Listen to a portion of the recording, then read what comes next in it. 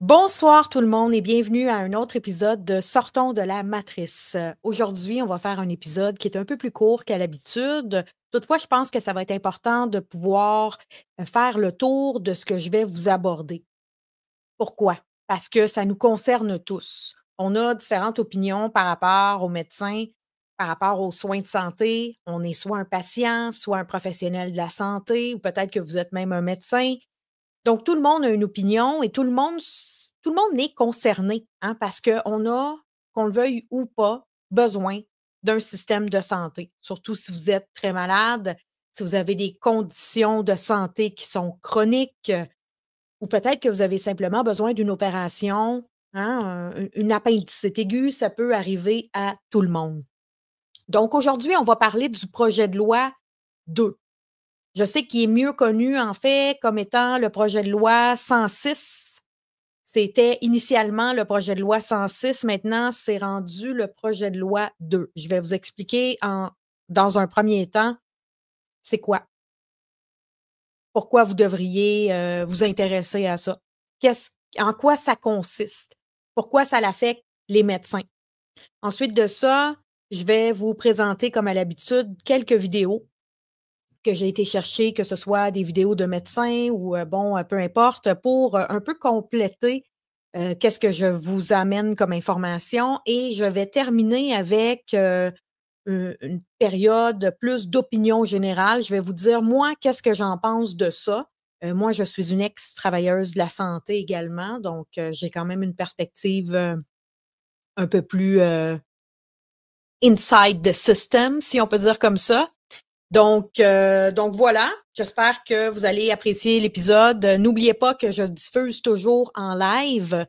Donc, vous avez accès au chat si pendant le live, vous avez des questions, des commentaires, des critiques. Vous pouvez bien sûr le faire dans le chat. Je suis également avec vous dans le chat.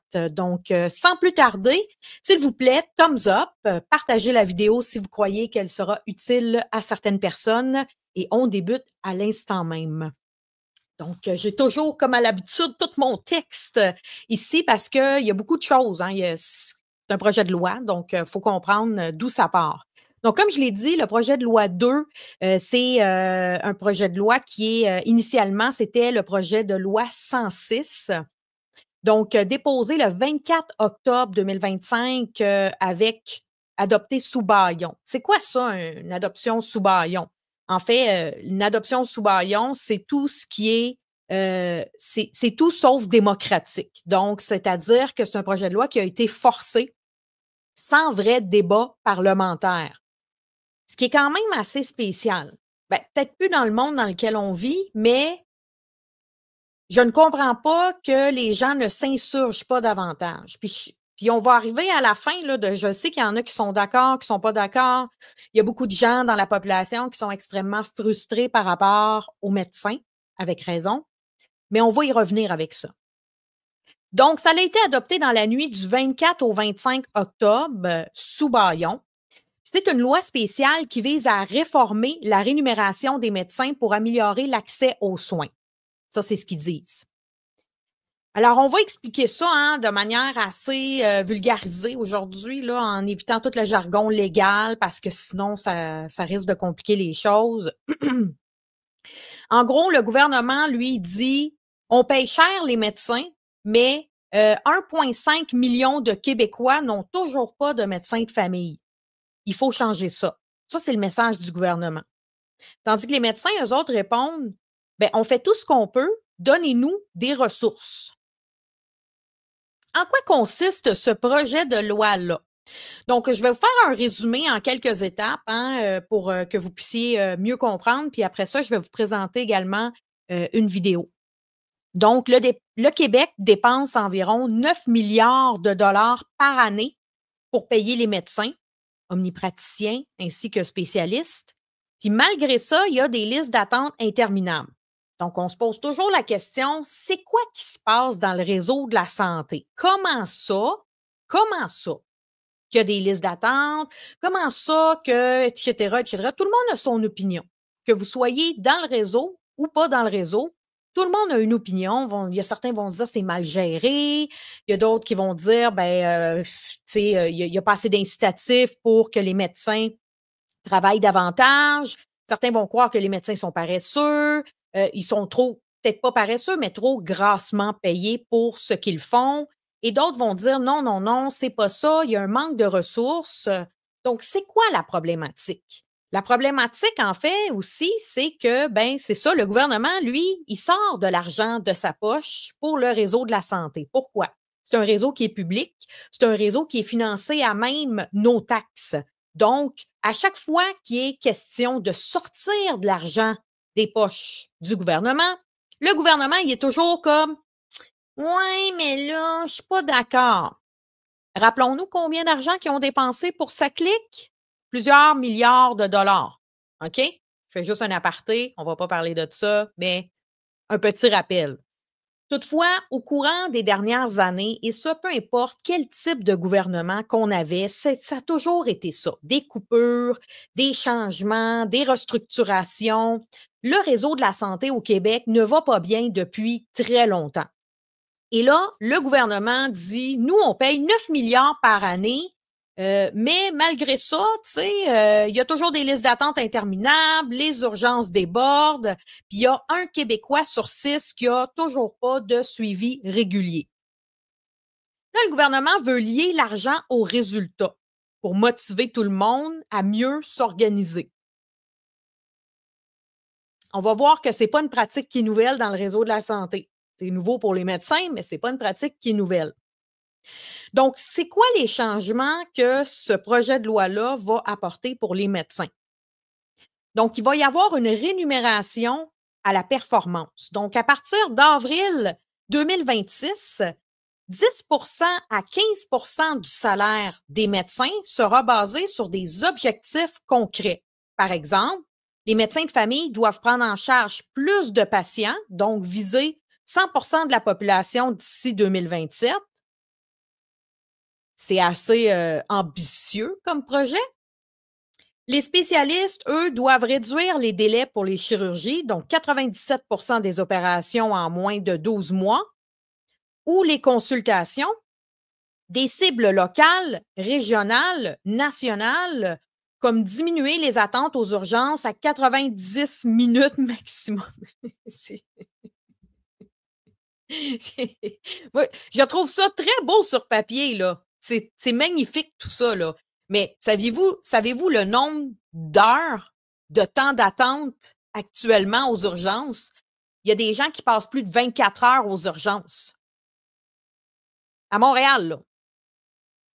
Où est-ce que quand même, il y a plusieurs hôpitaux à Montréal, il y a une plus grande population, mais il y a quand même aussi plus de médecins, etc. Et des fois, le délai d'attente peut aller jusqu'à 24 heures. Donc là, il veut Dubé, parce que c'est Dubé, le ministre de la Santé, donc c'est son initiative à lui, notre cher Dubé.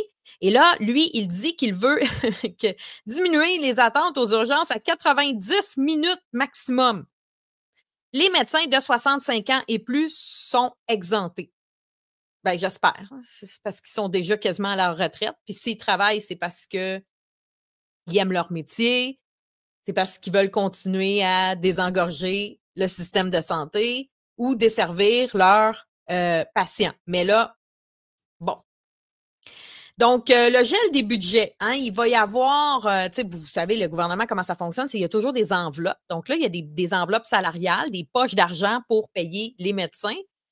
Ça va être figé jusqu'en 2028. Donc, il n'y aura pas d'augmentation globale, puis le gouvernement peut ajuster les règles par décret, c'est-à-dire sans négocier. Eh bien, il se donne des pouvoirs, ce gouvernement-là. Un nouveau mode de paye pour les familles. Donc, mélange de paiement à l'acte, c'est-à-dire, mettons, par consultation. Capitation, c'est-à-dire un montant fixe par patient suivi. Et horaire pour les cas complexes. Ça vise à encourager la collaboration avec les infirmières et autres professionnels de la santé. Les bâtons dans les roues, les sanctions, ça, là, moi, c'est ça qui m'a choqué le plus. Parce que là, Tu sais, j'avais vu une vidéo que je ne vous ai pas mis malheureusement, mais j'avais vu une vidéo puis je ne comprenais pas trop. Tu sais, il parlait de liberté d'expression, d'Internet, de, tu sais, de ta, ta, ta. Puis là, j'étais comme, c'est quoi le rapport? C'est quoi le rapport avec le projet de loi 2? Ben là, vous allez comprendre, OK?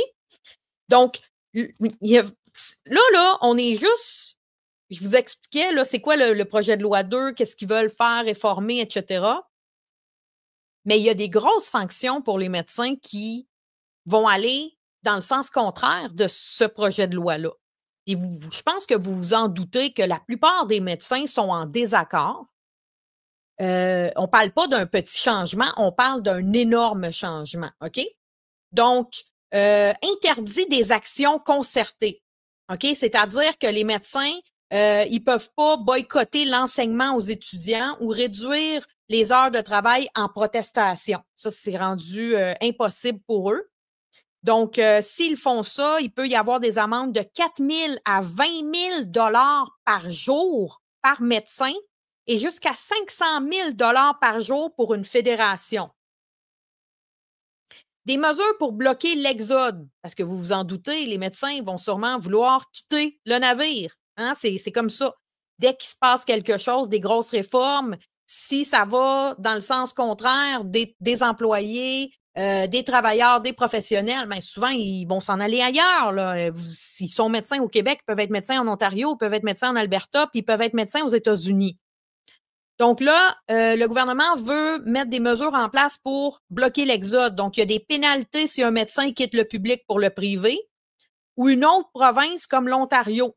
Les nouveaux médecins formés au Québec doivent s'engager à pratiquer ici pendant un certain temps. Puis, il va y avoir également un suivi de l'assiduité. Il est vraiment, il est intense. Le médecin, pas le médecin, excusez, il est intense. Le ministre Dubé, là, c'est vraiment, c'est complètement fou. Donc, le ministre peut imposer des horaires obligatoires et surveiller les services rendus.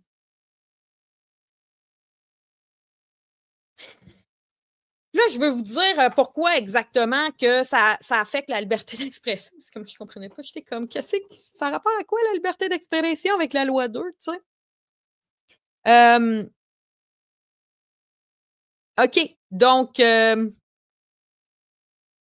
ça touche directement la liberté d'expression protégée par l'article 2 de la Charte canadienne des droits et libertés et l'article 3 de la Charte québécoise parce que ça punit potentiellement les discours, incitations ou associations qui pourraient nuire à l'accès aux soins et ou à la formation.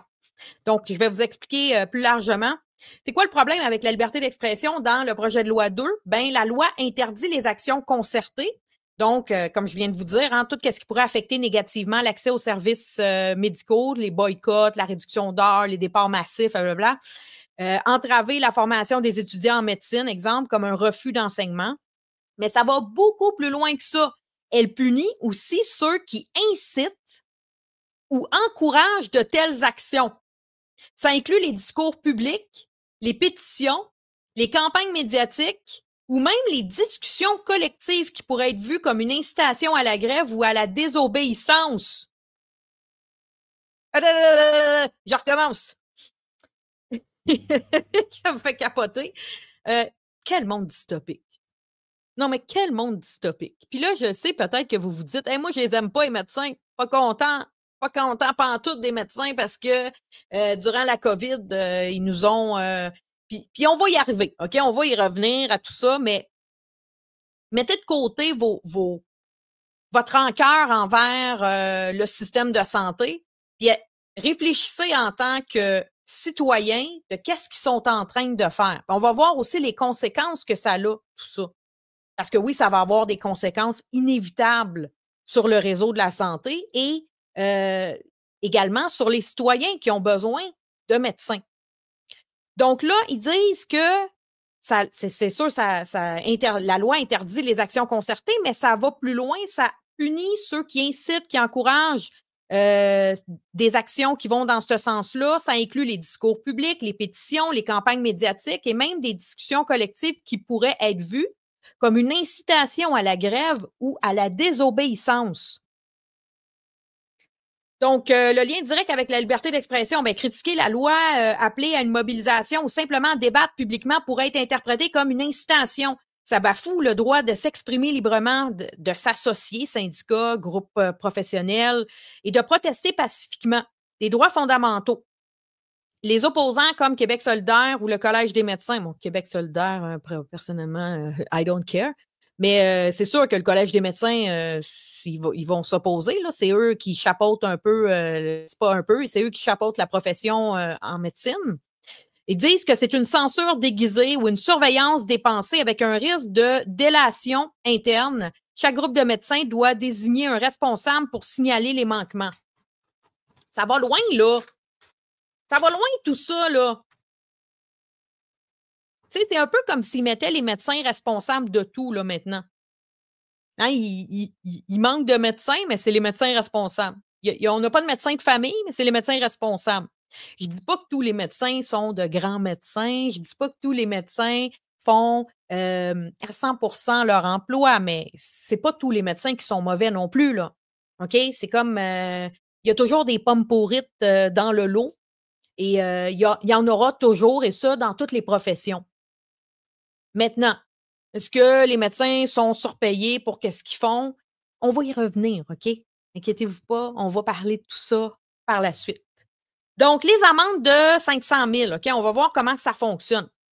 Donc, un médecin individuel peut avoir une amende entre 4 000 à 20 000. En cas de récidive, c'est comme des criminels, là. Tu sais, c'est des gens qui ont étudié longtemps là, pour faire ce qu'ils font, là.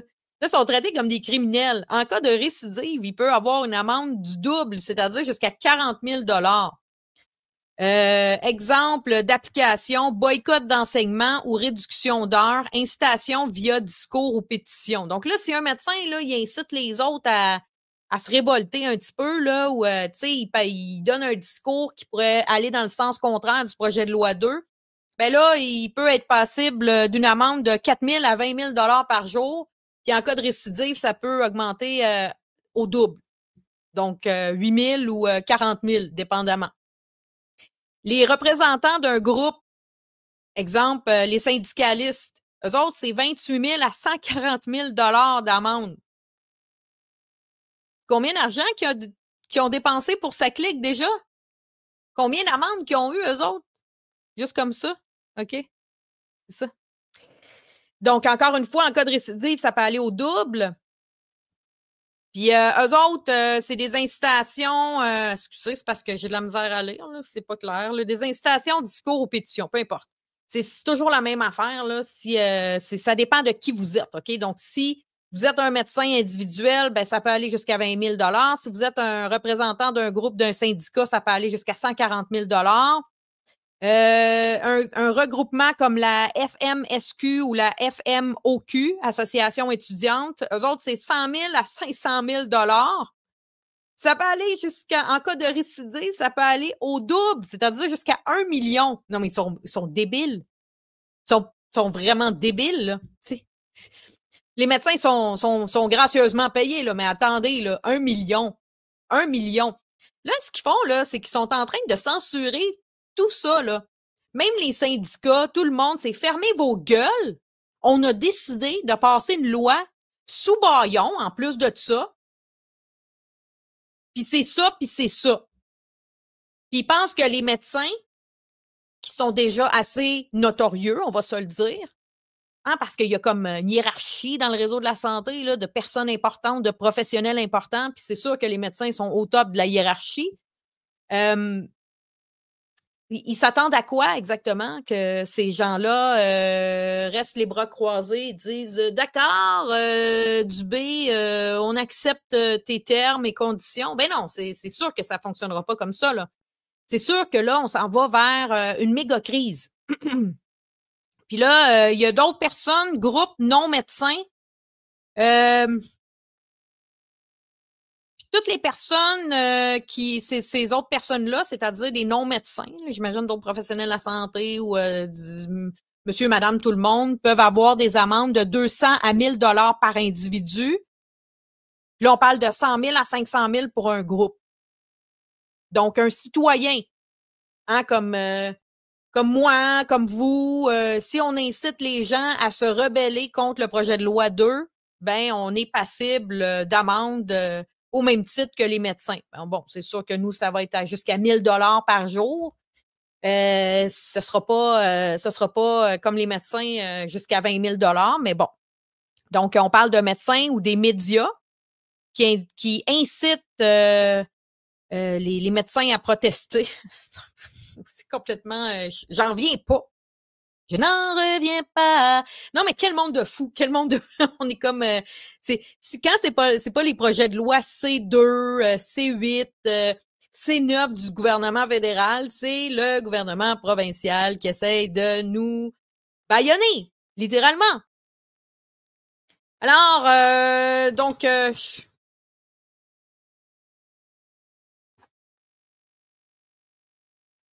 pas quoi vous dire. Je sais pas pourquoi vous dire. J'en reviens pas. Que c'est bouche bée. Donc, qu'est-ce que ça implique tout ça, hein? Les carottes, les promesses du gouvernement. Donc, plus d'argent pour les GMF, ça, c'est ce que le gouvernement dit, là, les groupes de médecine familiale, c'est ça un GMF, là, c'est des cliniques. Il parle de 50 millions en 2026 pour ajouter 500 professionnels de la santé, des infirmières notamment. 100 millions par an pour plus de blocs opératoires et réduire les listes d'attente. Les objectifs, tout le monde aura vu un médecin ou aura un suivi d'ici 2027. Laissez-moi en douter. Laissez-moi en douter. Alors, on va voir c'est quoi l'opinion de tout le monde là-dedans. Bon, le gouvernement, lui, il dit c'est urgent pour les patients. Il voit ça comme un coup de barre nécessaire après des années de négociations bloquées. Ça, c'est l'opinion du gouvernement. L'argument clé, c'est les médecins coûtent cher. On parle de 9 milliards. Mais les résultats sont mauvais. Donc, les listes d'attente, 17 de la population sont sans médecin. Bon, Dubé dit, on n'est pas contre les médecins, mais nous, on est pour les Québécois, puis c'est en fait pour responsabiliser collectivement, pour mieux organiser les soins. Là, il dit aussi que les moyens de pression, les boycotts, ça nuit aux étudiants et aux patients. Eh ben, c'est bien drôle tout ça. Là, les médecins, eux autres, ils disent c'est une dérive autoritaire. Dérive autoritaire et soviétique. Hein, l'Union soviétique, communiste, le réseau de la santé, c'est quoi? C'est géré par qui? C'est géré par le gouvernement, c'est socialiste. Hein, c'est ça qu'on vous dit depuis le début. On est dans un système presque communiste. Puis quand c'est ultra communiste, c'est-à-dire 100% communiste, ben imaginez le pouvoir du gouvernement là-dedans. C'est pour ça qu'il ne faut pas tomber de l'autre côté. C'est pour ça qu'il ne faut pas fermer la porte à tous les soins de santé privés. Pourquoi? Parce que on essaie de nous faire miroiter depuis des années qu'il ne faut pas privatiser les soins de santé. Mais quand on ne privatise pas, d'une certaine façon, puis qu'on donne tout au gouvernement, puis on dit, tiens, gère ça, toi, c'est toi qui gères le réseau de la santé. Bien là, on a un gouvernement qui n'est pas content de verser 9 milliards de dollars par année parce qu'il se dit, ben là, c'est ben trop. C'est ben trop d'argent. Moi, j'ai pas cet argent-là, moi, là. Moi, j'ai fait ça clique pour plusieurs milliards, mais j'ai vraiment pas d'argent pour des soins de santé. Puis ça fonctionne toujours pas, les soins de santé. Fait que si ça fonctionne pas, ben accusons les professionnels, parce que c'est eux autres les responsables, bien entendu. Hein? C'est jamais en haut de la pyramide qui sont responsables. Donc, il faut pas tomber dans trop de socialisme. Il faut toujours avoir une option privée. Et ça pour tout. Parce que vous allez voir que tout ce que le gouvernement va gérer, il va le gérer éventuellement de manière autoritaire, totalitaire. Donc, là, les médecins disent, hein, c'est une dérive autoritaire et soviétique. Ils prévoient des poursuites judiciaires immédiates qui sont déjà lancées par la FMSQ. Les médecins disent aussi, ben, il n'y a pas de ressources pour atteindre les cibles. C'est parce qu'on fait de notre mieux, puis, il y a le tiers des salles d'opération qui sont fermées. Il y a des pénuries d'infirmières. Ça démotive tous les médecins. Hein, c'est comme un genre de fast-food axé sur le volume. mais pas sur la qualité. Donc, il y a des risques de burn-out, alors qu'on le sait que le réseau de la santé, c'est une entreprise de burn-out. Même les médecins sont à risque également. Donc, il y a des risques aussi de départ massif. Puis, il y a une atteinte à la charte des droits, donc à la liberté. On les emprisonne dans le public, puis on leur donne des amendes s'ils veulent protester. Donc, c'est complètement fou. Puis la population, elle, qu'est-ce qu'elle en dit de ça? Ben, il y a un soutien modéré au gouvernement pour l'accès. Hein? La population, c'est sûr qu'elle souhaite avoir accès à un médecin de famille, surtout ceux qui ont des gros problèmes de santé puis qui ont malheureusement pas accès à des médecins. Mais ils ont, tu sais, la population a peur aussi d'un exode parce que tout ça va empirer là, si les médecins quittent. On n'aura pas plus de médecins. Donc, c'est que les médecins actuels, c'est quoi qu'ils vont faire? Tu sais, ils pourront pas travailler 75 heures par semaine. Il faut qu'ils dorment, il faut qu'ils voient leur famille. Ce sont des êtres humains aussi.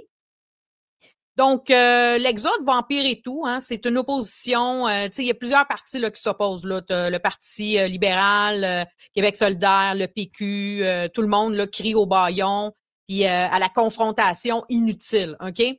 Donc, tout ça, là, ça va chasser les médecins. Les listes d'attente vont exploser. Elles sont déjà pleines. Là, ça va exploser. S'il y a des médecins qui partent, là, on n'a pas de relève. Ça...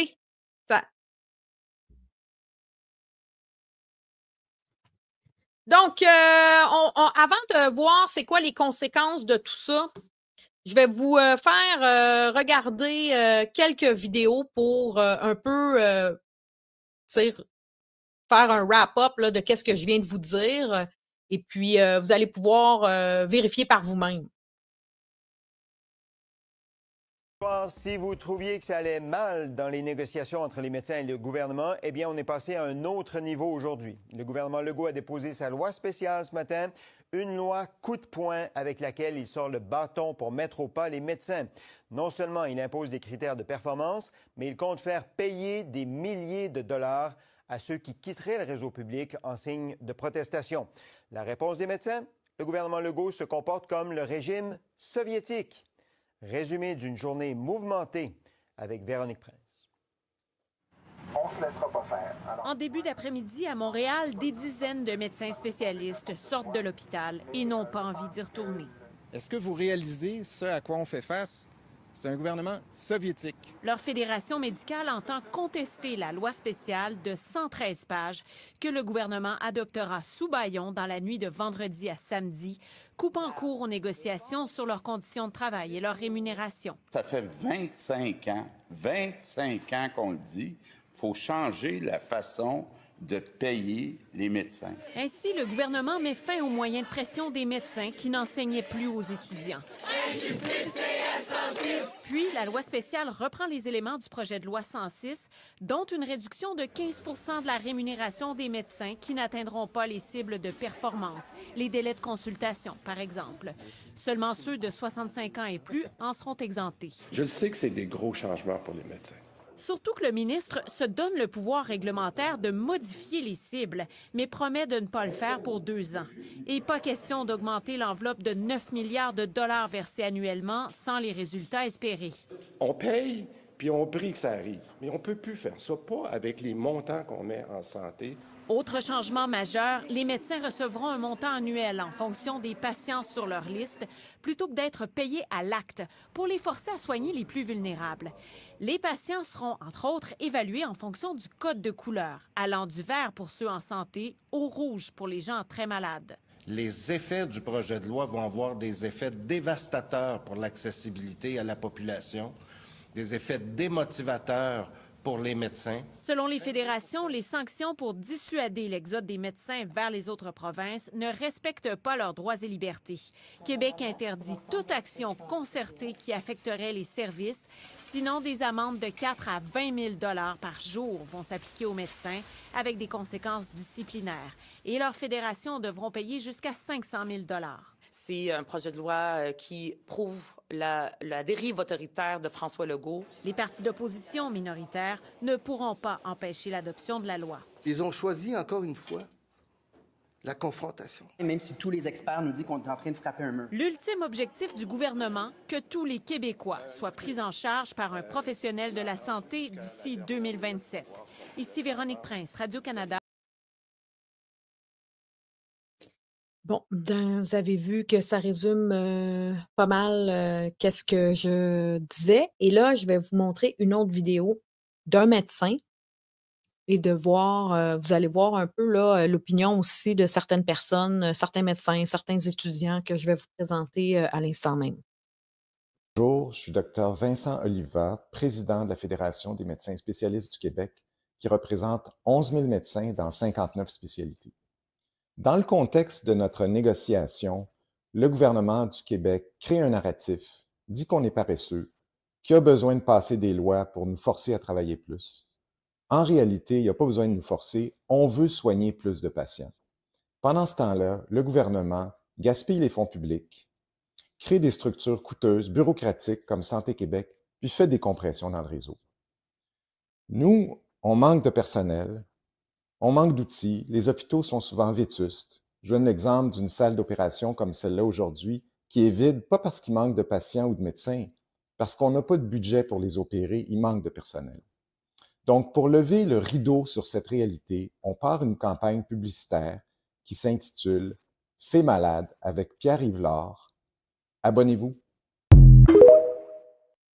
Responsable d'un système qui ne fonctionne pas. Je vous encourage, si vous vous intéressez à ce projet de loi 2, enfin non, cette loi 2, puisqu'elle a été passée là au Bayon, je vous encourage à chercher quelque part un expert, quelqu'un de sachant, quelqu'un de sérieux, qui vous dira que ça va dans le sens d'une amélioration de l'accès au système de santé pour la population québécoise. Si ça va diminuer les listes d'attente, enfin, est-ce que ça va améliorer la situation des Québécois et des Québécoises par rapport au système de santé? Alors, spoil, vous trouverez personne qui va vous dire qu'il y a quelque chose pour penser que ça va diminuer les listes d'attente ou améliorer l'accès à la première ligne. En tout cas, monsieur le ministre Dubé, de ce que je vois moi sur le terrain, de ce que j'entends, tous les médecins, omnis, spécialistes, jeunes, vieux, c'est l'unanimité, c'est la démotivation absolue. Plus personne ne veut vous parler. Plus personne n'a envie de se crever le cul à faire plus qu'il n'en faut, plus d'heures, des gardes, des week-ends, à donner tout ce qu'on a, ce qu'on fait d'habitude, en tout cas l'immense majorité d'entre nous. Tout ce qu'on veut, c'est, je sais pas, quitter, trouver une porte de sortie, limiter la casse, être considéré, on ne sait plus. On est triste. Je vous souhaite beaucoup de courage pour l'année qui vous reste à être ministre de la Santé. Parce qu'être ministre de la Santé, en ayant divorcé avec ses docteurs, ça va pas être facile. Vous vouliez laisser une trace, messieurs Legault et Dubé, dans l'histoire du Québec et dans la gestion du système de santé, c'est fait. Mais ce sera une tâche.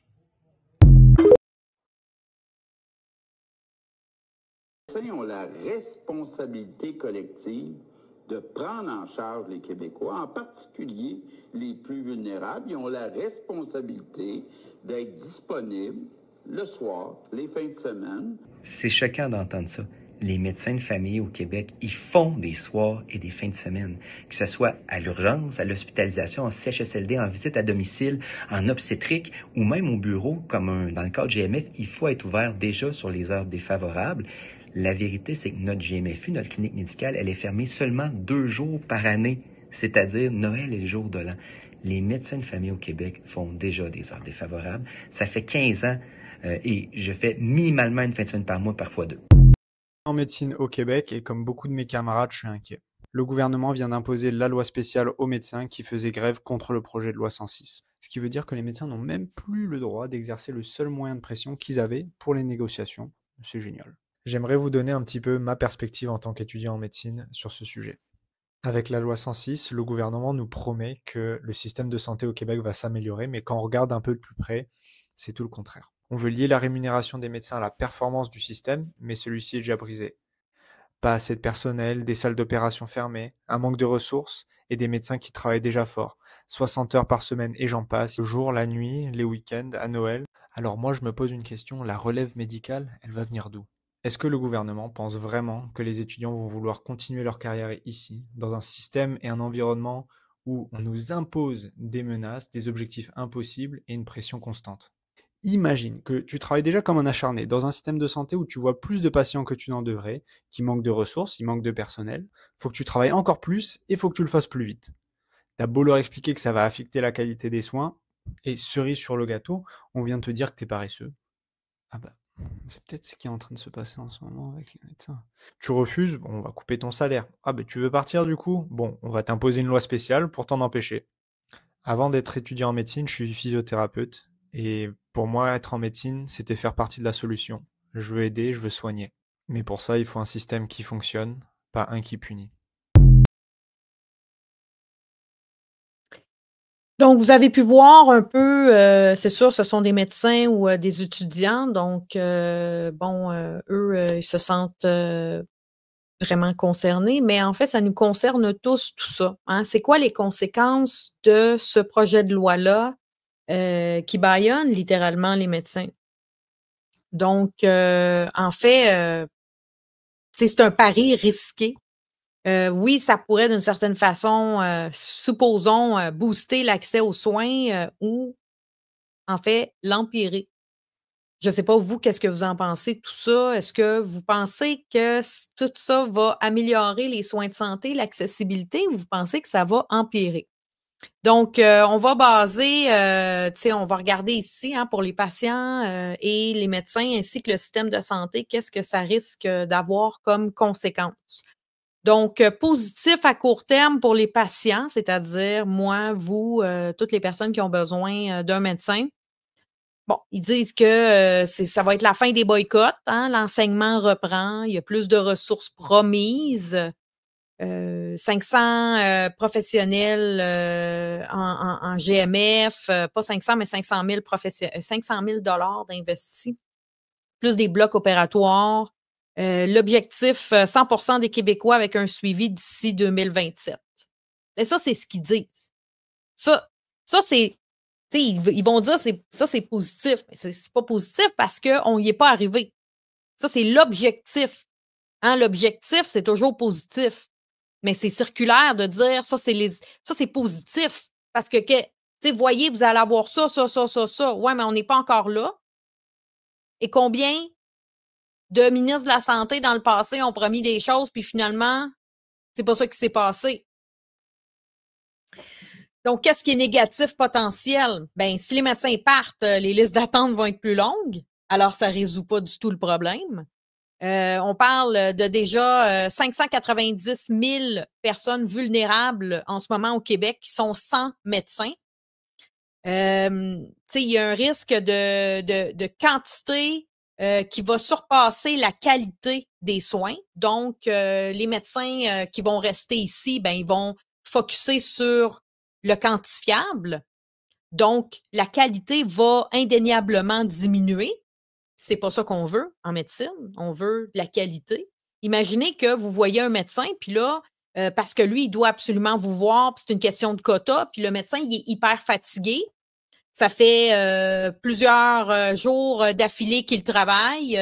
Il a manqué l'événement de son enfant à l'école, ou il a manqué l'anniversaire d'un tel, il n'a pas pu se présenter. Pourquoi? Parce qu'il devait travailler.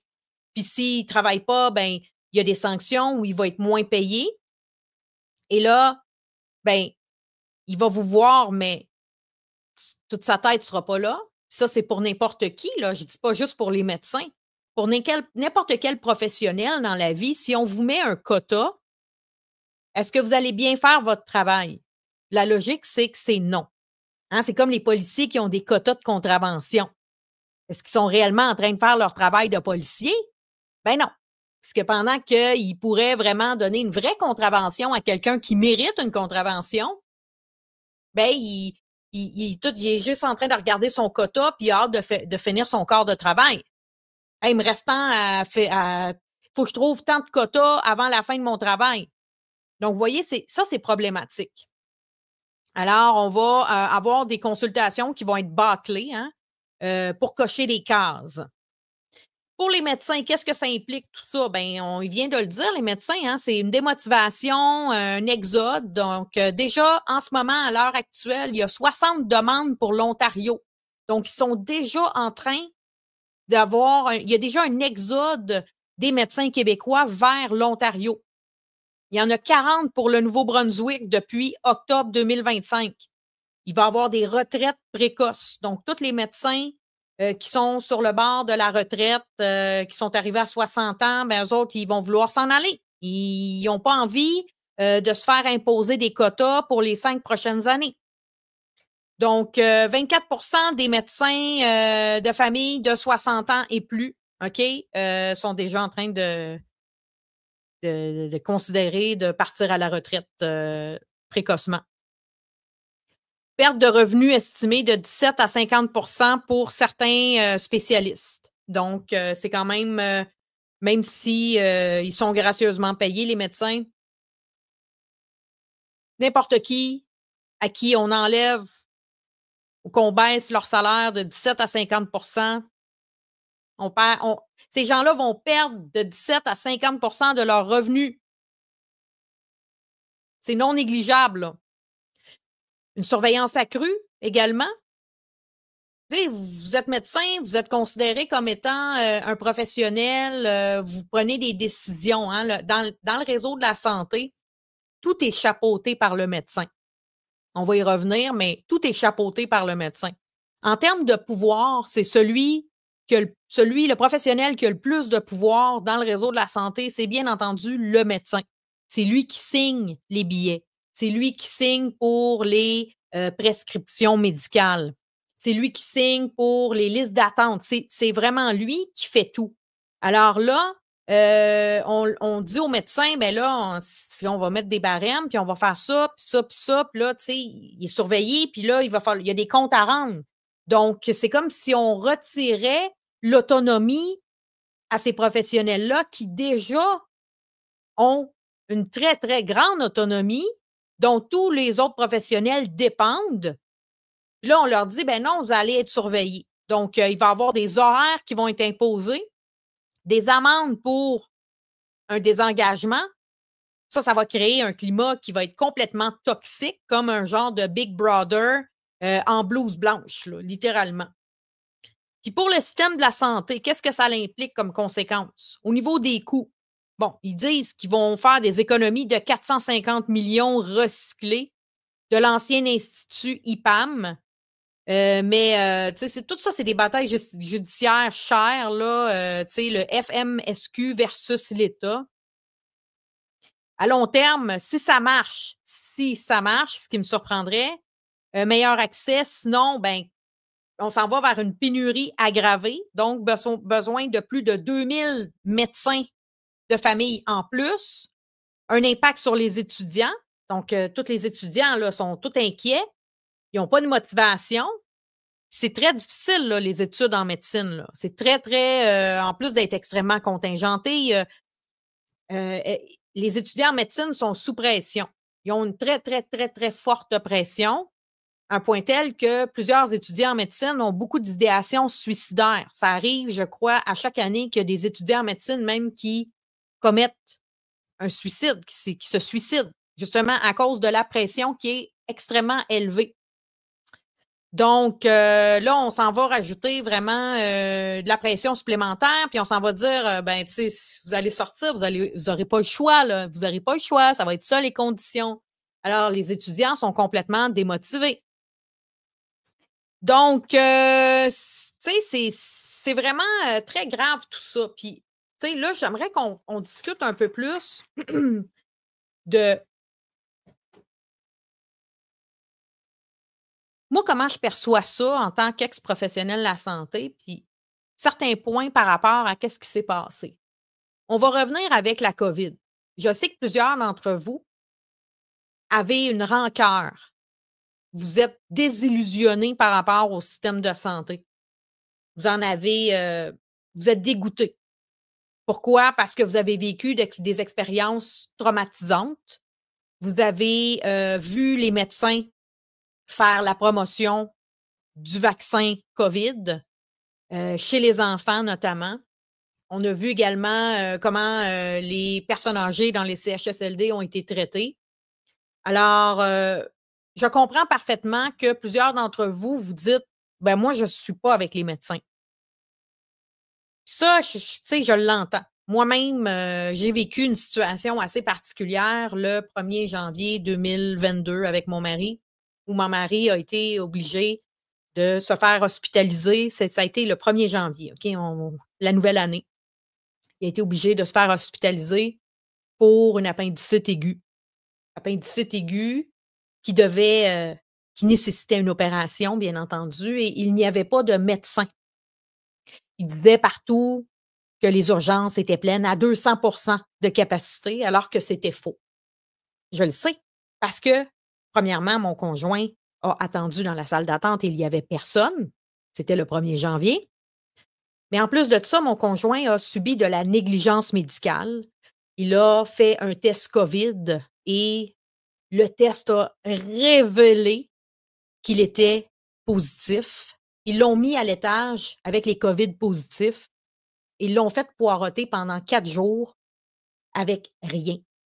Pas de nourriture parce qu'il devait se faire opérer. Il avait des antibiotiques. Il était sur du Dilodid pour la douleur. Il a demandé à parler à un médecin à plusieurs reprises. Il n'a jamais vu de médecin, même avant son opération. Et c'était l'époque COVID où est-ce que même moi, on m'empêchait de rentrer à l'hôpital. Imaginez, moi, je ne peux pas rentrer à l'hôpital pour accompagner mon mari. Mon mari est laissé là pendant 4 jours. J'étais en panique totale. Quand je dis panique, c'est que je pensais réellement qu'il allait le laisser mourir et qu'il allait faire une statistique de plus. Ben tiens, il est mort du COVID, alors qu'il était là pour une appendicite aiguë. Je me souviens qu'à l'époque, il y avait une résidente en médecine qui l'a vu et je lui ai parlé également au téléphone. Je lui ai dit, mon conjoint n'est pas à l'hôpital pour le COVID. Mon conjoint est à l'hôpital pour une appendicite aiguë. Quand est-ce que vous allez l'opérer? Parce que si vous ne l'opérez pas, je vais le prendre et je vais l'emmener dans un autre hôpital et je vais vous actionner. Vous êtes responsable. J'ai dit là, je peux comprendre que le 1er janvier, il n'est pas là le médecin, mais il n'est pas, vous n'allez pas me dire qu'il n'est pas là le 2, qu'il n'est pas là le 3. À un certain moment donné, ça suffit le niaisage. Elle-même, cette résidente en médecine, touche mon conjoint et dit, ce n'est pas une appendicite aiguë. Mon conjoint savait que c'était une appendicite aiguë. Il savait. Et puis, finalement, il a été opéré parce que je lui ai demandé de faire un enregistrement. Je lui ai dit, là, tu vas faire un enregistrement, tu vas me l'envoyer et je vais, par la force de Dieu, envoyer ça sur tous mes réseaux sociaux. Ça a été envoyé, c'est devenu viral. Dieu merci. Dieu merci parce que c'est peut-être la chose qui l'a sauvé.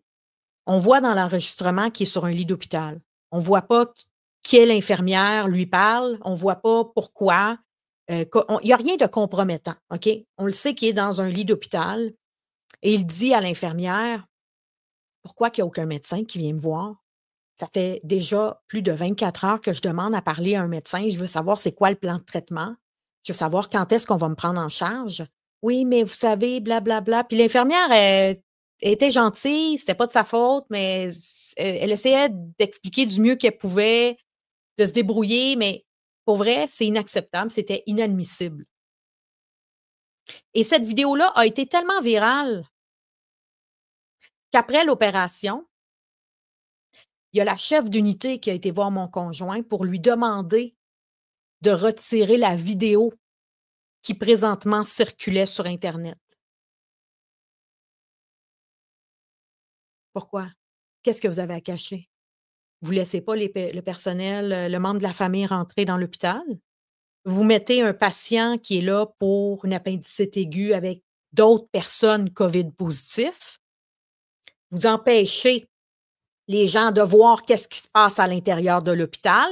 Vos patients demandent c'est quoi le plan de traitement, puis bof, on ne le sait pas trop. Le médecin ne se présente pas. Le patient demande à voir le médecin il n'est pas là. Vous attendez combien de jours comme ça, normalement? C'est combien que ça vous rapporte un patient COVID positif par jour? Enfin bref, Dieu merci, Mon conjoint a été opéré. Le lendemain, j'ai été le chercher à la première heure. Je l'ai sorti de l'hôpital. Tu sors de là. Tu ne restes pas là. Et moi, avec cette expérience-là, je suis restée traumatisée des services de santé parce que je me suis dit, c'est pas normal qu'on se rende à l'hôpital puis qu'on puisse pas avoir une opération pour quelque chose d'aussi urgent qu'une appendicite aiguë. Je ne sais pas si vous le savez, là, si on n'opère pas une appendicite aiguë, elle peut éclater puis la personne peut mourir, là. C'est une question de jours, de vie, de mort. Combien de personnes sont décédées dans nos soins de santé? Des gens qui allaient à l'hôpital pour un remplacement de hanche, des gens qui allaient à l'urgence, puis pouf, non, sont morts. Ils sont morts parce qu'il y a eu un délai d'attente trop long. Donc, quand vous me parlez, quand j'entends plusieurs d'entre vous dire hey, « moi, là, je suis dégoûté. Les médecins, ce sont tous les mêmes, ils font tous, sont tous associés avec le Collège des médecins. Je comprends, je l'entends. Toutefois, s'il n'y avait pas eu de médecin, mon conjoint serait décédé. Alors, même si je déteste profondément tout ce réseau de la santé, j'y ai travaillé moi-même. J'ai vu qu'est-ce qui se passe à l'intérieur de ce réseau-là. Les incohérences, la manière dont c'est géré. On a quand même besoin de médecins pour ce genre d'opération. Et si on n'a pas de médecin, mais qu'est-ce qu'on va faire? Hein? Qu'est-ce qu'on va faire? Bien, toutes les personnes qui vont accoucher, toutes les personnes qui vont devoir avoir qui auront besoin d'opérations mineures, toutes les personnes qui auront besoin d'opérations urgentes, ces personnes-là vont toutes mourir. On a besoin des médecins, qu'on le veuille ou pas. Puis je peux vous dire qu'en tant qu'ex-professionnelle de la santé, moi, j'ai travaillé quand même beaucoup dans les CLSC. Et dans le réseau de la santé, il y a une hiérarchie de professionnels, OK? Donc, il y a Dieu, puis ensuite, il y a les médecins, en termes de notoriété. Donc, c'est une pyramide. Il y a Dieu en haut, puis il y a tous les médecins. Pourquoi je dis ça? J'ai toujours trouvé que les autres professionnels de la santé n'avaient pas assez de pouvoir. Je ne suis pas en train de dire de baisser les pouvoirs des médecins, mais de répartir les pouvoirs de manière plus équitable. Je m'explique. Le médecin, c'est lui qui chapeaute tout. Quand on a des rencontres multidisciplinaires, c'est-à-dire il y a une infirmière, un travailleur social, un médecin, etc., mais c'est le médecin qui décide de tout. Si le médecin décide que non, bien, même moi, en tant que travailleuse sociale ou une autre personne en tant qu'infirmière, ne peut pas aller à l'encontre de l'opinion du médecin.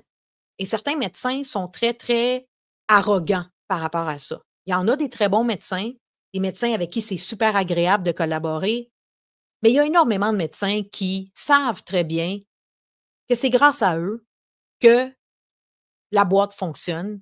Et sans eux, bien, tout le reste du personnel de la santé ne vaut rien. Ne vaut rien dans le sens de nous n'avons pas assez de pouvoir. Je ne suis pas en train de dire qu'une travailleuse sociale devrait pouvoir diagnostiquer ou quoi que ce soit. Toutefois, il y a des choses, je crois, qu'on peut déléguer davantage. Depuis quelques années, il y a des infirmières praticiennes et ça, je trouve ça magnifique parce que ça désengorge. Donc, les infirmières praticiennes, c'est des infirmières beaucoup plus que bachelières. Donc, elles ont une maîtrise et elles peuvent prescrire. Elles sont toujours rattachées à un médecin. C'est toujours le médecin qui peut prescrire, mais elles peuvent désengorger. Donc, elles voient le patient, elles peuvent faire des examens gynécologiques, elles peuvent faire également des prises de sang, elles peuvent faire tout ce qu'une infirmière fait, plus quelques tâches supplémentaires. Donc, elles ont des pouvoirs supplémentaires dans l'objectif, bien entendu, de désengorger les médecins. Moi, j'avais une infirmière praticienne qui appelle super infirmière également et je trouvais qu'elle était aussi compétente qu'un médecin. Donc, elle pouvait facilement Quand je lui parlais d'une problématique de santé, elle comprenait, elle avait déjà toute l'information parce qu'elle a un niveau de connaissance qui se rapproche d'un médecin. Et puis, elle pouvait me prescrire des choses comme, par exemple, des antibiotiques, renouveler mes prescriptions, etc., etc. Et c'était, je trouve, un service qui était beaucoup plus chaleureux que même avec un médecin. Toutefois, quand on regarde dans le réseau de la santé, il n'y en a pas beaucoup d'infirmières praticiennes, il devrait y en avoir plus, mais il y a aussi des choses que certains autres professionnels pourraient faire. Comme je donne un exemple, les pharmaciens. Les pharmaciens ne sont pas des médecins, mais les pharmaciens connaissent bien les médicaments. OK, on s'entend? S'ils ont étudié là-dedans. Est-ce que ce serait possible que les médecins, pas les médecins, excusez-moi, les pharmaciens puissent prescrire des antibiotiques dans un contexte? Hein? Peut-être leur donner une formation d'appoint. Parce que si j'ai besoin d'antibiotiques et que je n'ai pas de médecin de famille et que je n'arrive pas à prendre rendez-vous dans une clinique parce que j'habite dans une région éloignée, qu'est-ce que je fais? Je me rends aux urgences pour avoir un antibiotique. Un antibiotique pour une infection urinaire, je donne un exemple. Ça arrive très souvent, là, ça peut arriver très souvent. Donc, vous avez une infection urinaire, vous n'avez pas de médecin de famille, puis là, vous avez besoin d'antibiotiques. Bon, là, ils vont dire, oui, mais il faut qu'on diagnostique, c'est peut-être pas une infection urinaire, etc., etc., mais ça reste quand même que je crois qu'il y aurait possibilité de peut-être désengorger de ce côté-là, hein, donner des pouvoirs aux autres professionnels, parce que quand on va dans d'autres pays, comme la Colombie, par exemple, il y a beaucoup de médicaments que je peux me procurer sans prescription médicale. Ici, tout vient quasiment avec une prescription médicale. Vous voyez la complication des choses. Là, vous allez dire, ouais, mais ailleurs, ils peuvent prendre n'importe quoi, ils peuvent se rendre malades, puis etc. Mais en même temps, ici, c'est tellement réglementé, tout est sur les épaules du médecin que c'est normal à un certain moment donné que le médecin n'arrive plus, là. Désengorger, là, les responsabilités. Faites confiance un peu aux autres professionnels qui sont aussi capables de faire leur métier comme il se doit. Moi, ça, c'est une des critiques que j'ai toujours fait dans le réseau de la santé, c'est ça, c'est tous les pouvoirs sont sur les épaules des médecins, puis à un certain moment donné, c'est ça qui complique les choses. Donc, de désengorger en donnant plus de pouvoir aux autres professionnels, ça, c'est la première. Ensuite de ça, le réseau de la santé, s'il est si engorgé, s'il est si problématique, c'est peut-être parce que depuis le début qu'on ne fait pas vraiment la promotion de la santé. On patche les problèmes plutôt que de s'intéresser à la santé des gens. Regardez l'alimentation, personne ne s'en occupe.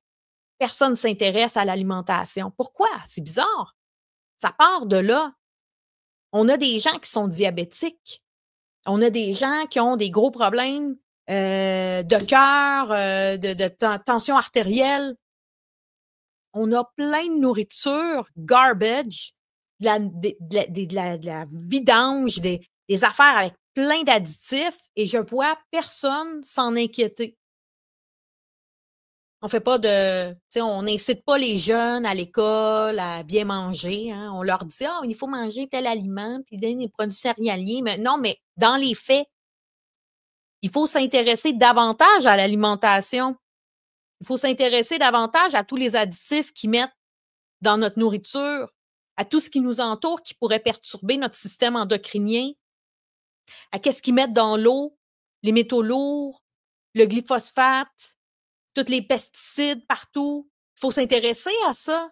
Parce que si on ne s'intéresse pas à ça, comment est-ce qu'on va arriver à avoir une bonne santé? Parce que finalement, on fait juste patcher. Ah, vous êtes diabétique, ben tiens, voilà de la metformin, je ne sais plus comment vous appelez ça, ou d'autres types de médicaments. OK, vous avez de l'hypertension, mais voici ça. Puis là, vous avez du cholestérol, mais voici ça. Mais pourquoi qu'on n'enseigne pas aux gens? Pourquoi qu'on ne favorise pas une saine alimentation et qu'on n'interdit pas aux compagnies, aux multinationales de vendre de la merde? Si on veut s'intéresser à la santé des gens, c'est la première chose à faire. Mais le problème là-dedans, c'est que les médecins, eux autres, vont à l'école. Puis ensuite de ça, ils sont chapeautés par le Collège des médecins qui vient tout juste d'interdire à tous les naturopathes de faire des recommandations. Donc, vous voyez qu'il n'y a pas un intérêt là-dedans à ce que vous soyez en santé. L'intérêt, c'est de vous maintenir dépendant d'un système de santé qui est déjà problématique, qui est déjà défaillant. Alors moi, ma suggestion à travers ça, c'est réfléchissons à qu'est-ce qui peut nous rendre en santé. Favorisons ce qui nous rend en santé. Préparez-vous à vous guérir vous-même. Ça va être important parce qu'au courant des prochaines années, avec qu'est-ce qu'on a vécu puis qu'est-ce qu'on voit qui se passe actuellement dans le réseau de la santé, ce ne sera pas beau. Ce ne sera pas beau. Alors, n'ayez pas besoin d'un médecin. C'est dur à dire là, parce qu'on ne peut pas prévoir d'avoir besoin d'un médecin, mais essayez de maintenir une santé. Maintenez votre santé. Donc, regardez ce que vous consommez. Regardez autour de vous, qu'est-ce que vous respirez. Vous ne pouvez pas, malheureusement, l'air, les chemtrails, etc. On ne peut pas, on ne sait pas c'est quoi, qu'est-ce qui se passe et qu'est-ce qu'ils mettent dans l'air. Mais vous savez, c'est quoi tous les produits chimiques que vous utilisez dans votre maison, les produits nettoyants, les produits pour le corps, les crèmes pour le corps, le maquillage, les parfums, etc. Donc, c'est à vous maintenant de faire des changements. Pourquoi? Parce que ça, là, c'est votre santé, puis vous en avez juste une santé. Il ne faut pas se fier au système actuel. Le système actuel, ça doit être là pour dépanner. Puis malheureusement, il y a beaucoup de gens qui ne voient pas ça comme ça. Hein. C'est des gens qui sont monsieur, madame pilule. Ah, ben là, je suis malade, mais aller prendre une pilule. J'ai mal à la tête, je vais prendre des Tylenol. Non, mais il faut s'habituer à un moment donné à écouter son corps, essayer de se guérir naturellement. Puis, moi, ça me donne un sujet de plus pour vous à Sortons de la matrice. La semaine prochaine, j'aimerais commencer une série de petites vidéos pour vous inciter à retrouver votre santé. J'aimerais vous emmener un peu dans la cuisine. Pourquoi? Parce que on est dans une période précaire financièrement, économiquement parlant. Beaucoup de gens ont de la difficulté à bien s'alimenter parce que les aliments à l'épicerie, ça coûte une fortune. Alors, j'aimerais vous emmener avec qu'est-ce que j'ai comme connaissances. Je n'ai pas énormément de connaissances, mais je sais quand même économiser avec la nourriture. Je sais faire quelques repas et je sais faire des sauces, notamment des trucs dans la cuisine qui peut peut-être vous inspirer à davantage cuisiner par vous-même. Je ne veux pas en faire un épisode de cuisine, là. Sortons de la matrice, c'est pas ça, mais sortir de la matrice, ça implique de conscientiser que le système de santé, ça fait partie de la matrice. Vous allez en avoir de besoin si vous avez un appendicite aigu comme mon conjoint a eu le 1er janvier 2022. Mais si ce n'est pas le cas, que vous avez un rhume, que vous commencez à ressentir certains symptômes, bien, intéressez-vous à votre santé. Intéressez-vous à vous guérir par vous-même. Croyez-y. OK? Parce que beaucoup de gens sont tellement habitués d'être avec la médecine moderne qu'ils ne croient plus que les plantes peuvent aider. Ben oui, les plantes, là, c'est la médecine originale. Hein? Tout part de là. Donc, oui, vous pouvez vous guérir avec les plantes. Vous pouvez d'abord et avant tout regarder qu'est-ce que vous consommez dans votre alimentation. Vous intéresser à ça, puis reprendre la santé en mangeant bien. Donc, les prochains épisodes, je vais vous emmener dans la cuisine. Je vais vous montrer quelques trucs dans la cuisine, comment faire une sauce notamment, des bases, OK? Puis, je vais vous inviter également à faire vraiment plus de recherches par rapport à, bon, vous avez tel problème de santé, mais faut pas juste être dans le, ben c'est ça. J'ai la diabète, ben OK. Je vais prendre la médication toute ma vie, je vais avoir besoin d'un médecin toute ma vie. Ben oui, peut-être, si vous continuez à consommer ce que vous consommez, mais vous pouvez vous sortir de tout ça, OK? Moi, je ne fais aucune promesse, là, vous le savez. Mais je crois que toute problématique, même des problématiques métaboliques, vous pouvez revenir en arrière. Vous pouvez revenir en arrière dans le sens de ça va prendre des efforts, ça va prendre beaucoup de recherche, beaucoup d'écoute de votre corps, puis vous pouvez éventuellement avoir une meilleure santé et ne pas dépendre de cette médication-là qui est fabriquée par nul autre que Big Pharma. Hein? N'oublions pas que Big Pharma, c'est eux qui chapeautent tout. On est dans une période super difficile. Ça se ressent. C'est lourd. Puis ça, qu'est-ce qui s'en vient? Le projet de loi 2 pour les médecins, bien, ça ne va pas s'améliorer. Parce que s'il y a un exode, ça va empirer. Les soins de santé sont déjà pas là. Qu'est-ce qu'on va faire? Que feront les gens qui auront besoin de médecins urgemment? Donc, je pense que la meilleure chose à faire, c'est de supporter les médecins dans ça, même si on n'est pas content de ce qui s'est passé pendant la période COVID. Parce que faut pas être contre ceux qui nous guérissent. N'oubliez pas que même si vous vous guérissez vous-même naturellement, si vous avez un appendicite aigu, vous n'avez pas le choix d'avoir un médecin. Puis on ne veut pas arriver à un point où est-ce que vous vous rendez à l'hôpital puis il n'y a pas de médecin, où ils ont fermé l'urgence, comme dans le passé, ils ont déjà fait dans certaines régions administratives du Québec. Donc, réfléchissez à tout ça. Dites-moi dans les commentaires, êtes-vous d'accord avec ça? Êtes-vous en désaccord? C'est quoi votre opinion par rapport à ça? Parce que oui, tu sais, on est un peu mitigé. Je l'entends parce que c'est sûr que qu'est-ce qu'on a vécu pendant la période de COVID, on était maltraités. Puis les médecins, ils sont surpayés. Hein? Il y en a des médecins là-dedans qui sont vraiment trop payés. On va se le dire. Mais là, maintenant qu'ils sont déjà trop payés, est-ce qu'on peut baisser leur salaire puis leur demander de travailler plus? Soyons logiques aussi, là. Même si on trouve qu'ils sont trop payés ou qu'ils sont gracieusement payés, disons-le comme ça, ce n'est pas de cette façon-là qu'on va pouvoir obtenir une collaboration de leur part. Quelles seraient les solutions? Peut-être reviser le système de santé en entier. Hein? Peut-être reviser également l'accessibilité d'une autre façon. Au lieu d'accuser les médecins, au lieu de mettre une austérité dans le réseau de la santé, des coupures dans le réseau de la santé, des quotas. Hein? Je vous avais dit, il y avait des quotas. Il y en a des quotas pour les travailleurs sociaux aussi, là, surtout dans les CLSC. Moi, je me rappelle qu'à chaque année, je travaillais au soutien à domicile et je devais faire un nombre de quotas.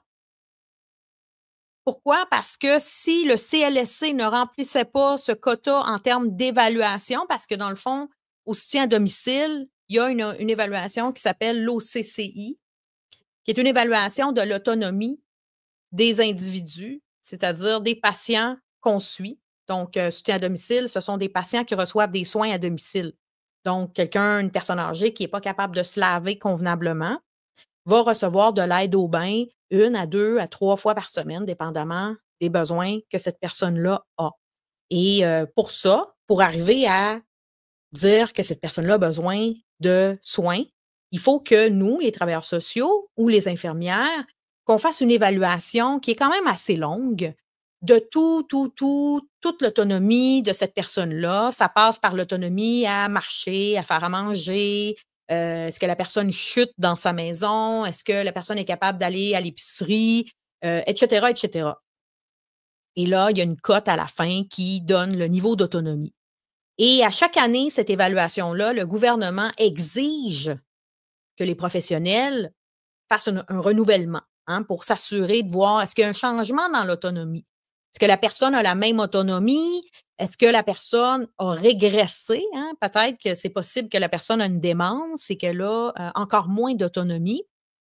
Donc, le gouvernement exige que toutes les CLSC fassent tant d'évaluations. Et si le CLSC ne remplit pas tant d'évaluations, un quota d'évaluation, ben le CLSC reçoit moins d'argent. Alors, qu'est-ce qu'ils font les CLSC? C'est qu'ils embauchent des professionnels d'agences pour faire plus d'évaluations, des évaluations de patients qu'ils ne suivent pas parce qu'ils proviennent d'agences. Donc, c'est vraiment, ça fait longtemps qu'il y a des quotas. Et nous, en tant que professionnels, on doit rendre des comptes. Donc, moi, pour chaque visite, je dois mettre une statistique. Pour chaque appel téléphonique où je fais des interventions, je dois cocher une statistique. Pour tout acte professionnel, je dois cocher une statistique. Et ce, à chaque semaine. Puis il y a même un deadline pour les statistiques dans le mois. C'est important de faire ça. Fait que vraiment, tous nos actes professionnels, tout notre travail est vraiment surveillé à 100%. Et moi, à un certain moment donné, j'étais comme « wow ».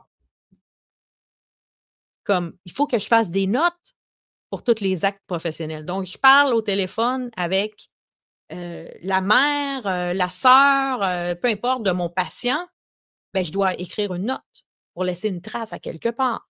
En plus de faire une statistique, en plus de faire mes visites à domicile, en plus de faire une note pour ma visite à domicile et faire une statistique pour ma visite à domicile, en plus de remplir des rapports, des évaluations, comme je nommais, des évaluations du fonctionnement social, mais des évaluations également de l'autonomie, qui sont quand même assez longues à faire, surtout si on doit faire pour la première fois ces évaluations-là. Des fois, je devais me rendre à l'hôpital parce que la personne à l'hôpital était en perte d'autonomie, ne pouvait pas retourner à la maison, avait besoin d'une évaluation de type OCCI. Et là, je me rendais à l'hôpital et c'était la première fois que je faisais une évaluation et c'est une personne en perte d'autonomie. Donc, des fois, je devais faire l'évaluation avec la conjointe, le fils, etc. Là, ça, ce temps-là, puis après l'évaluation, ben, il faut que je fasse une note et il faut aussi que je fasse une statistique. Et ce, en tout temps. Donc, vous voyez que moi, mon travail, il est 100% observé par le gouvernement. Le gouvernement dépense de l'argent de sa poche. Il veut savoir où va l'argent. C'est ça le problème avec le socialisme.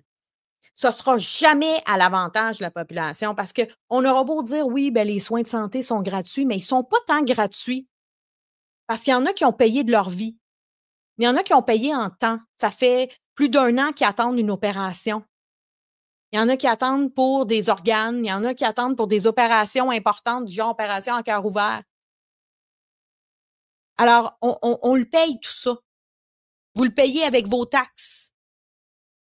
Là, vous allez dire, ben, mais mieux qu'aux États-Unis, tu meurs, Puis, tu sais, je suis pas en train de dire que les États-Unis, c'est un modèle à suivre, mais d'avoir un système qui est 100% socialiste, c'est une très mauvaise idée. Puis le réseau de la santé, c'est un endroit où les gens font des burn-out. Pourquoi? Parce que on est tout le temps dans les travaux écrits. Moi, là, j'étais travailleuse sociale pour être avec les gens. Je voulais être en contact avec l'humain, je voulais écouter les gens.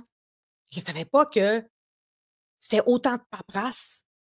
J'étais tellement surprise la première fois que je suis devenue travailleuse sociale dans un CLSC. Il y avait tellement de paperasse à faire. Écoutez, pour envoyer un fax, il faut mettre une page couverture, d'envoyer un fax. Puis là, on reçoit des appels, puis là, on reçoit ci, puis on reçoit ça, puis puis là, il faut faire telle affaire, puis là, il faut faire telle affaire, puis là, il faut faire des rencontres, puis il faut faire des réunions. Puis à chaque fois, j'étais comme, ben voyons donc. Je fais quand ma job, moi, là, pour vrai, là, parce que j'ai l'impression d'être une secrétaire tout le temps composer. Donc, il y en a des professionnels qui font ça vraiment sur le va-vite, là, tu sais, qui ne veulent pas trop perdre leur temps là-dedans. Mais ça reste quand même qu'on est surveillé. On est surveillé pour tout. Et c'est des nouvelles politiques, là. Avant, c'était pas comme ça. Donc, le gouvernement, au courant des dernières années, a transformé considérablement le réseau de la santé. Ils ont instauré un climat autoritaire où est-ce qu'il y avait beaucoup, beaucoup de coupures et ce sont les professionnels de la santé qui en payaient le prix. Et les professionnels de la santé, ben, ils ont toujours accepté, on dirait. Hein, ça fait longtemps, là, ça fait bien avant que moi, je travaille dans le réseau de la santé, là, comme les infirmières, les travailleurs sociaux qui ont accepté. Puis nous, on ne peut pas même manifester, hein, on ne peut pas faire de grève parce qu'on est des services essentiels. Et il y a des grosses amendes pour les gens qui veulent faire des grèves. Donc, nous, la seule solution, c'est de quitter. Moi, ce que j'ai trouvé à faire, c'est de quitter. Je ne voulais plus être esclave de ce système. J'aurais aimé avoir un emploi où est-ce que je pouvais justement avoir un peu plus d'autonomie, un peu plus de liberté et un peu plus aussi d'intervention avec l'humain. Moins de paperasse, moins de rapports à remplir, moins de statistiques à remplir à chaque semaine, ce qui est complètement lourd. Donc, voilà. Moi, c'est pas mal tout ce que je voulais voir avec vous aujourd'hui par rapport au projet de loi 2 ou 106. En fait, c'est l'ancien projet de loi 106 qui est devenu le projet de loi 2, projet de loi québécois de la CAQ, présenté par notre cher ministre de la Santé Dubé, qui n'est pas du tout médecin en passant, qui ne connaît pas du tout la réalité des médecins ni de aucun professionnel de la santé. Je trouve ça toujours ridicule quand on choisit un ministre de la Santé qui est comptable. What? C'est quoi le rapport? C'est sûr qu'il ne comprendra jamais la réalité dans le réseau de la santé parce qu'il n'a jamais travaillé dans le réseau. Enfin bref, écrivez dans les commentaires, qu'est-ce que vous en pensez de tout ça? Êtes-vous d'accord? Êtes-vous en désaccord?